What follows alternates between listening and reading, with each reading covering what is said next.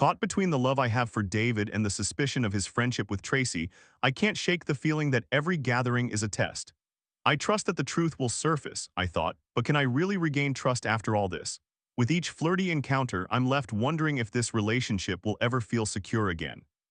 A 28-year-old female met my current partner David, a 29-year-old male, 3 years ago. I encountered him while I was traveling, and starting a relationship was not part of my plans. Nevertheless, it happened. He provided a safe haven, and we would hike, travel, and explore the city together whenever we had the opportunity. I had always been hesitant about relationships due to my independence and irregular travel schedule. I communicated this at the beginning, and he was fine with it. Not that I sought his approval in any way, but it did make me feel even more secure in being in love and supported by someone in that manner. We have been together for 2 years now. I have traveled less, but honestly, I have also enjoyed this. We were in a long-distance relationship for a few months due to my job, and I had planned to return to him after a few months. Those few months turned into 3 additional months because I was in and out of hospitals and later discovered that my endometriosis was flaring up significantly. During those 3 months, I noticed a sudden distance in our communication. So we were apart for a total of 4 months, from late December to March. During that time, he told me he had recently joined a small group of friends, and they would gather at the home of his new friend, a 33-year-old female, to drink wine and chat, which was fine, but then he would mention that he slept over, along with the other two people who were a couple, or would leave at 3 a.m. The sleeping arrangement consisted of the couple in the guest room, my partner on the sofa, and the host in her room. He also informed me a couple of days after Valentine's Day, while I was in and out of the hospital 1,000 miles away, that he had gone out to dinner with a coworker who told him that if he did not stop talking about work, she would not treat him to dinner.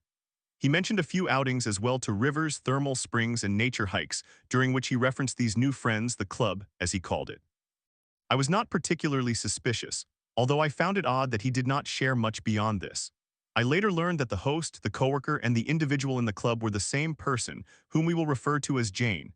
I returned late in March and sent over my itinerary in the hopes that he would come to meet me at the airport, since I arrived late Friday at midnight. I now realize that I should have explicitly stated that I would like him to meet me at the airport after such a long time apart. I felt sad that he did not greet me on the day of my arrival. I came in late on Friday night, and Tracy had organized a conference at work that day, so my partner helped with the event. That night, he and another couple gathered at Tracy's place for a wine night. The following morning, he told me he was hungover after such a fabulous gathering.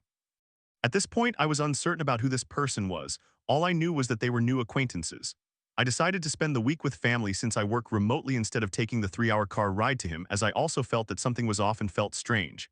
I felt like I would be interrupting something. I missed him that week and let him know, concluding the conversation by saying that I could visit him over the weekend. We met up that weekend after being apart for so long. He had some work to complete while we were together that weekend, and he texted Tracy to check the status of a couple of projects. He read aloud one of her replies, which said, "It's all fine, now go spend time with your girlfriend." We parted ways after the weekend due to work, and I visited again the following weekend. I arrived on Friday night, and he asked if it was all right to hang out at Tracy's for board games and dinner, as he wanted me to meet the new group. It was a pleasant time, but I also noticed a considerable amount of banter between my partner, another male coworker named Max, and Tracy. I did feel a bit uncomfortable. It was a new dynamic. They would tease and poke fun at Tracy for being picky and only liking the finest, most luxurious, and expensive things. That night, while drinking and playing board games, Tracy's hand accidentally tipped over an empty can of beer as we were all sitting on the floor. She apologized while laughing hysterically and tapping Max's upper leg. Max's girlfriend was not there that weekend because she was away doing fieldwork. We had a great time, and it was past midnight. However, before we departed, Tracy asked my partner to wash the dishes. Everyone was ready to leave, but because my partner was their ride, we all stood around in the kitchen waiting for him to finish washing the dishes. I attempted to help, but he would not let me, so I ended up just drying a few of the dishes in the meantime.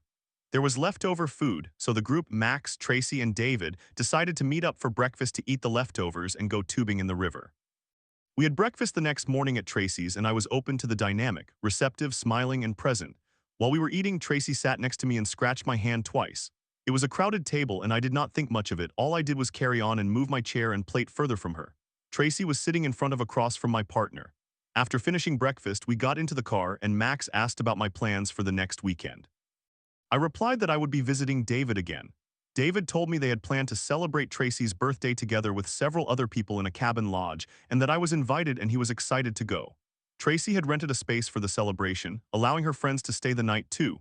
Max then remarked that Tracy was having a birthday celebration at a lodge the next weekend and asked her if she had anything to share. Tracy nudged him. There was an awkward silence and Tracy stated, "Yes, it's my birthday next weekend." That was all. She did not continue with any further comments. I did not want to pursue any additional questions as it felt as if I was not included in this plan. I felt confused and my stomach turned because my partner had mentioned that we were going to be invited. This was the moment I began to consider whether Tracy was the person with whom my partner was having dinner, breakfast, watching movies at her place, just the two of them, cooking there with a couple of other people, namely Max and Matilda, drinking past midnight and going to the river. We arrived at the river, went tubing and had a wonderful time, and later we sat down for dinner after a long day in the water. I thought the seating arrangement was strange, especially after the earlier confusion in the car. Max and David sat across from one another with David next to Tracy and Tracy across from me. It felt rather awkward and the banter continued. They both joked about how much Tracy travels and commented that this dinner might be too humble for her. I felt exhausted and as if I were interrupting this trio. On the way back, she instructed David to play his music, singing along the entire ride. We dropped her off and then David dropped us both off. I was extremely tired and trying to comprehend the day. We went to bed, I needed to drive back to the city for work and we planned to see each other again that weekend. By Wednesday night, I felt terrible. I had a fever and a cold. We talked on the phone and David told me he no longer wanted to go on the lodge trip that weekend. He vaguely mentioned feeling bothered by something someone had said but did not elaborate on what it was or who said it. I mentioned I was feeling unwell and that it would be nice for him to spend the weekend with me this time if he was no longer going to the lodge. I also stressed that it was odd for him to not want to go to the lodge when he was so enthusiastic when he told me about the trip. Thursday arrived and I could barely speak. I suggested that seeing each other might not be a good idea because I didn't want him to get sick. However, I jokingly mentioned that I selfishly wanted to cuddle all weekend with him, no pressure. He agreed that it would be nice for him to visit me this time.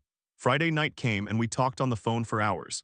A few minutes after our call, he informed me that Max had texted him, trying to convince David to go. David told me he was tired and had a lot of work to catch up on over the weekend, feeling exhausted. Still, he might warm up to the idea of going since Max was persuasive. I told him to let me know what he decided, and when I texted him the next morning, he did not respond until 5 p.m. He told me he was okay and had no cell phone service all day, and that Max showed up at his door in the morning to drive to the lodge. He mentioned they were having an alright time, adding that Tracy's friends did not have similar tastes when it came to food, as they were unimpressed by a dish we both loved, and he felt somewhat disappointed.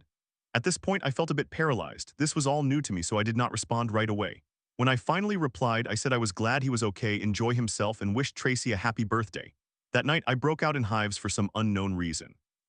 He asked if we could talk around 8 p.m. and I agreed. When we spoke, he asked if everything was all right and I affirmed that everything was fine. I was just sick and tired. The following weekend, I moved in with David as planned after being away for so long. Our weekend nights for months consisted of drinking at her place with a few other people. During one of these nights, Matilda mentioned the lodge night. David had previously stated it was a group comprising Tracy's friends and Max and Matilda, but Matilda made it seem as though it had only been the four of them. Matilda mentioned that David was in charge of the music and filling up the hot tub with soap. She brought it up because she found it amusing that David was taking so long to essentially disinfect the tub. That night we spoke, David had a headache. I wondered if it was because he was in the heat for too long. I did not mention anything more or ask further, but I felt uneasy. I trusted that the truth would come to light without my intervention. We then moved into a larger space together, and David was eager to have his friends over. Although we had not completely settled in, he asked if it would be acceptable to invite Max, Matilda, Tracy, and a couple of Tracy's friends over for dinner at our dusty but homey place. I remarked that it felt rushed and asked if it could wait a few days until we had settled, but it seemed like everyone was available that weekend, so he preferred to do it sooner rather than later. They came over and Tracy brought dessert. We instructed everyone to keep their shoes on due to the dust on the floor. Everyone kept their shoes on except for Tracy, who made a big deal about her feet being dirty before glaring at me. She washed the dishes that night with her friend after we insisted she need not worry, and the following morning a piece of our blender was missing, rendering it unusable for months until another friend provided us with a replacement a couple of months later. Time passed, and one weekend David and I decided to tend to the garden all day. That evening Tracy asked if we wanted to have dinner together. We agreed, picked her up, and she was all dressed up. We sat down to eat and David and Tracy talked about work while I listened. Another one of Tracy's friends arrived that night to join us for dinner, which relieved me somewhat. However, Tracy and David continued their discussion, mainly about work, just the two of them. I do not recall what my partner said, but Tracy kept touching his arm and nudging him with a smile.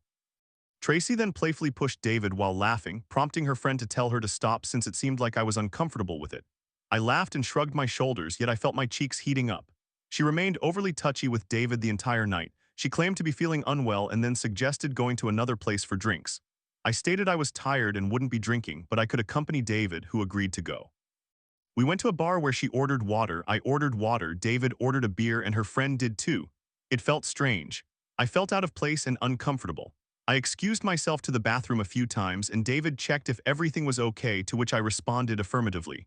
She sat across from me and David was at the farthest end of the table. I asked Tracy if she would like me to accompany her to the nearby pharmacy, just a block away, to get some medicine for her allergic reaction. She declined, stating she was fine. On the way to drop her off back home, while I was driving, she asked if we could detour to the pharmacy for some pills. Since everything was closed at that time, the closest pharmacy open 24 hours was 15 minutes away. We arrived at the pharmacy and she did not have enough money for the pills, so she asked her friend for help. While her friend searched for change, David began looking for his wallet. Her friend did not give her sufficient change. David found he did not have enough and I offered some money to him, which he passed along to her while she was outside the car, remaining next to me. I noticed he intended to open the door to hand her the money, but the exchange was quick enough that he simply handed it over instead. She took the money but did not say thank you. It was quiet during the ride back. We dropped her off and once we returned home that night I expressed my feelings to him. He claimed it was a joke and that the touching did not bother him. I asked him about the lodge trip and how Matilda made it sound like it had only been the four of them. He apologized and confessed that it had indeed been just the four of them. He explained that he did not want me to make any incorrect assumptions, which is why he told a white lie. He stated that Max and Matilda shared a bed, he slept alone in a single bed in the same room, and Tracy was in the nicer room since it was her birthday. I told him that I understood but saw no reason to lie. I would have been okay with knowing the truth. However, now that I knew he had lied, the trust and confidence I had in our relationship felt breached. The irony struck me as I wondered about the person who invited him to dinner on the condition that he not discuss work, the person with whom he watched a movie and who he mentioned having breakfast with when I was away. He was on the phone, which led me to assume he was texting Tracy, so I asked if she felt any better. He remained glued to his phone. Oh, I'm not sure, I haven't spoken with her. The next morning, I mentioned my thoughts about visiting my parents for a few days because my mom had called me to inform me she was in and out of hospitals. I had been looking into transportation all morning, found a trip, and shared my plan with him. He expressed sadness about my departure but understood and hoped my mom would be okay. He drove me to the airport, and we had dinner with other friends who genuinely respected our relationship, which made me feel so much better. What a difference! I spent 5 days with my mom and she improved significantly. Upon returning home, David informed me that one of Tracy's friends had passed away. He asked if it would make me uncomfortable for him to accompany them to the memorial and funeral. I told him he was free to do as he wished, but that I hoped both of us would act in a way that nurtured our relationship rather than jeopardizing it. It hurt that he had to message me to ask what to do when the answer was simple. Whatever you want, as long as the people and actions you take do not threaten or harm our relationship. A year passed and the relationship felt healthy. However, every time she was mentioned, I could not help but feel sadness and would distance myself for a day. I assured him it was not intentional and explained that this was all very new to me and I was striving to navigate it as best I could. He replied that he wanted to know how to handle things so that matters would become easier for me. I struggled with his response because it seemed like I was asking for more and that he did not know how to manage relationships.